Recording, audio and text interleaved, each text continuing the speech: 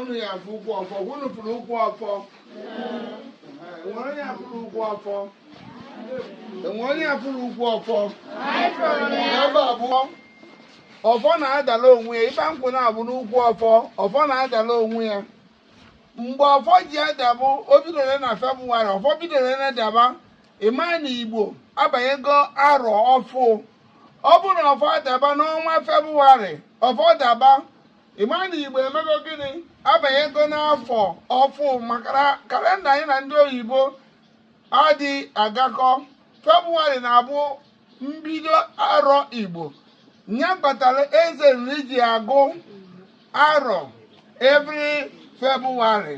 Kedu ife m kwuru ọfọ na-ebido ada n'ọnwa nke Febụwarị andị n'ala Igbo mmadụ adịghị akpanye mmadụ ọfọ ọbịa iweta ọfọ eme ife gbasara ya iweta ọkụkọ ọcha weta ji na anọ weta mmanya ọkụ ikwubicha okwu ajụọ gị ma aka gị ọdụkwa ọcha ọ bụ na ịbụ dibịa ajụọ gị ma ị na-egbu mmadụ ị na-agwa oke ite ọ bụrụ na ị na-agwa oke ite amanye gị ọfọ maka anyị ma na oke ite ọ na-ekpu mmadụ n'ime oke ite onye ọbụla aka ya dị ọcha bụ onye a na-enye ọfọ mana ị bụrụ dibịa jegote ọfọ jekọkọ ibe like nkete ya iwere ya na-eme dibịa gịnị ọfọ ya emeche gbuo gị ma o mechie eme gịnị gbapee ike gị mepee gị ụwa afọ ọtọ gị anya nya ibe a na-akpọ exposure ego onye ọbụla ji ọfọ adị alụrụ alụrụmana ọ bụ na ị na-abụ dibịa anyị akụghị ọfọ n'ọfịa anyị akụghị ọfọ n'afịa anyị akụghị ọfọ n'oke nkwụ anyị akụghị ọfọ izuke igbokwara onye ori ọgwụ anyị akụghị ọfọ igbokwara ajọ ọgwụ anyị akụghị ọfọ ịmakwara ntụtụ ma ọ na-enye ndị oshi ọgwụ anyị akụghị ọfọ bifo eburu ife dibịa mana ndị mekaniki ekwerechaghị ma ndị ala ọgwụrụ mana enwere fake dibias ọgwụrụ mana enwere fake dibias ndị bụ ritualist na-egbu mmadụ na-enye mmadụ na ndụ andị Chineke ala Igbo ma gịnị emepewa ha ike a na-ejide ha ofu ofu ekene dịrị Chineke ekene dịrị Soludo Nwamgbafọ nke si na ọ bụ na ịbụ dibịa na ị ga-abịa rejista na Anambra steeti kọwa ife ị na-alụ ma ị na-agwọ afọ ọlụlụ ma ị na-agwọ isi ọwụwa ma ị na-eke ọfọ gị bịa kọwa ife iji wee bụrụ dibịa ọgba Chineke wetara anyị Soludo Nwamgbafọ ọgba Chineke mere ya wee na-edozi Anambra ọgba Chineke mere ụmụ nwaanyị wee na-amụ nwa n'efu biko kedu ekpere unu na-ekpere Soludo Nwamgbafọ kpesidụ na ike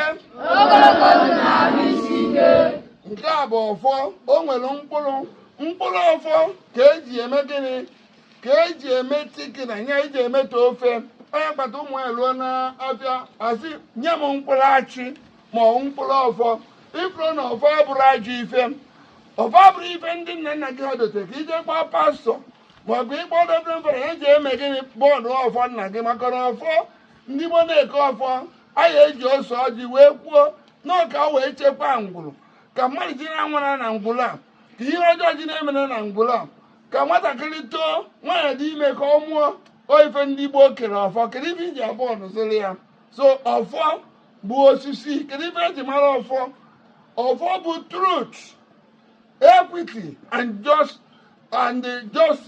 That is good conscience. When we say go back to our roots, this is what we are talking about. The ability to know what inspired the authority of every Igbo community. You see, this is one proof that we have, authentic proof.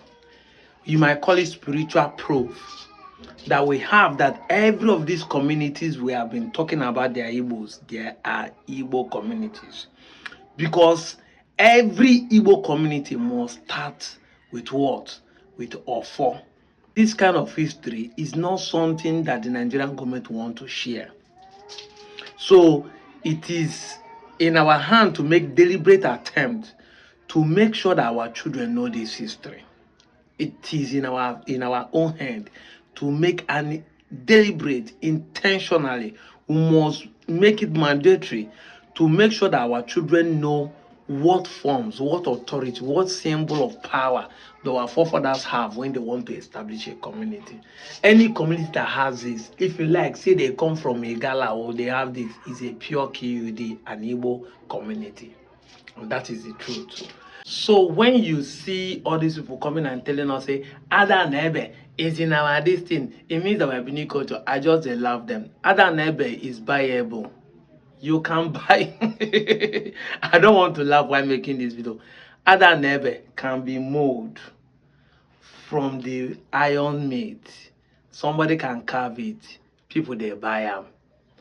So Ada Nebe is not our root culture. It's not the symbol of authority. It is something I can buy and hang on the wall. But did you hear what they tell you about Ofor? The rules and engagement for you to even plant or have an Ofor in your community.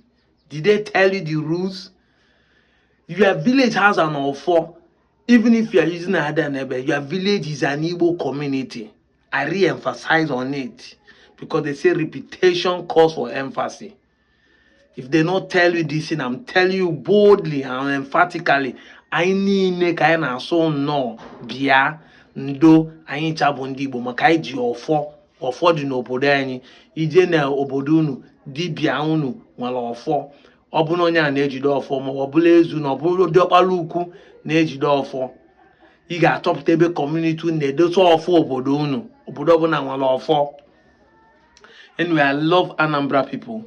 The Anambra schools are trying by taking these kids to go and learn this. In Anambra school is the only school also that make sure that one of the week, out of the 4 days they have been going to school, they do wear native.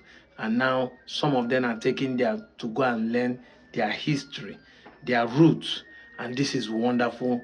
This is encouraging. This can replace even the CRK.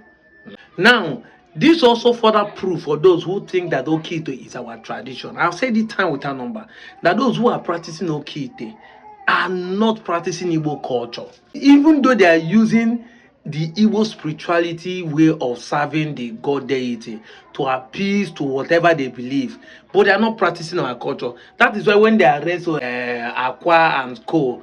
This year, some people are saying you should do the same thing with the church. I say no, these guys are not practicing our culture. Rather, they are believing and using local way to make people believe that they have powers. You must be able to differentiate it and know the truth about it. You know, that's why I told my sister that if I give you money and you take the money and give another pastor, you know, some people don't like people taking there, say, I give this man money, they carry my money, go shrine. It's the same thing when you do when I give you money, carry my money, go church. Whether you pray for God to bless me more or you do not pray, it's the same shrine. That's how I see it. But in Igbo, this thing, once you pray for me there, God bless you. God will bless you or replenish you. It's enough. You don't need to take my money, I give you 20,000. You say you want to give tithe out of it. Or no, you don't need to do those things. Does it make sense? I'm not saying that if you do it, it will affect me. That's your cup of tea. What I believe is stronger than what you are thinking. But I'm trying to prove to you that these are the things we need to know about going back to our roots. The strongest symbol of authority in Igbo culture, whether etymology or cosmopathology, it is the Ofor, which is the beginning and the end of any Igbo village.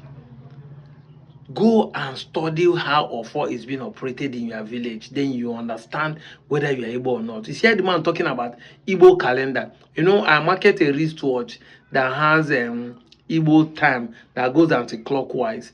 That's to tell Igbo calendar, 13 months. We have explained this in one of our videos, that our week is 4 days. Eke Oria Afon Unko.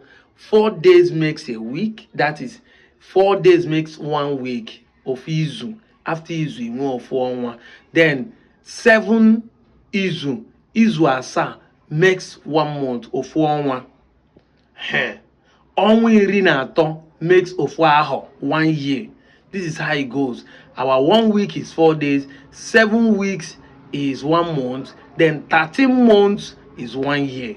anọ February ka ọnwa nke anyị ji ebido ịmụta ihe dị n'Igbo ọ na-atọ ajọ ụtọ. Amatọvia Joe.